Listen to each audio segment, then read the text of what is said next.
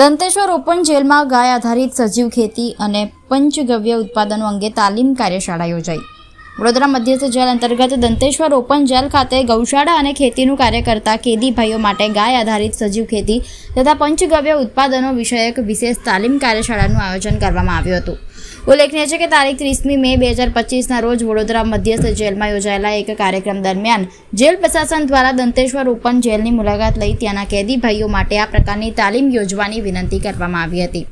કાર્યશાળામાં સૃષ્ટિ સંસ્થાના રમેશભાઈ પટેલે ગાય આધારિત સજીવ ખેતી અંગે પ્રાથમિક માર્ગદર્શન આપ્યું હતું, જ્યારે બિરજુભાઈ પટેલ અને અંકિતભાઈ ઉપાધ્યાય દ્વારા અગ્નિહોત્ર યજ્ઞ કંડા, ગાયત્રી યજ્ઞ કુડિયા, ગૌમૂત્ર મશીનનું સંચાલન તેમજ ગૌકૃપા અમૃતમ બેક્ટેરિયાની મદદથી જૈવિક ખાતર બનાવવાની પ્રાયોગિક તાલીમ આપવામાં આવી હતી।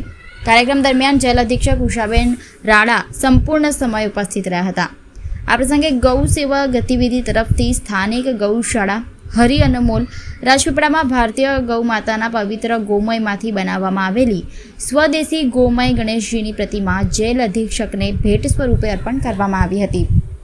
તાલીમ પૂર્ણ થયા બાદ વડોદરા રેન્જના ડીઆઈજી સરોજ કુમારી તથા જેલ અધિક્ષક ઉષાબેન રાણા સાથે ગૌ સેવા અને સજીવ ખેતીની ઓપન જેલમાં રહેલી સંભાવનાઓ તેમજ આ પ્રવૃત્તિઓને વધુ વ્યાપક રીતે કેવી રીતે આગળ વધારી શકાય તે અંગે વિસ્તૃત ચર્ચા કરવામાં આવી હતી।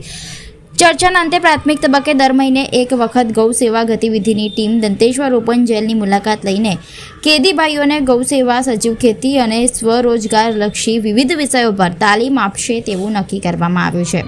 આ પ્રકારની પહેલ કેદી ભાઈઓના કૌશલ્ય વિકાસ, આત્મનિર્ભરતા અને સમાજમાં પુનઃસ્થાપન માટે મહત્વપૂર્ણ સાબિત થશે તેવી આશા વ્યક્ત કરવામાં આવી હતી।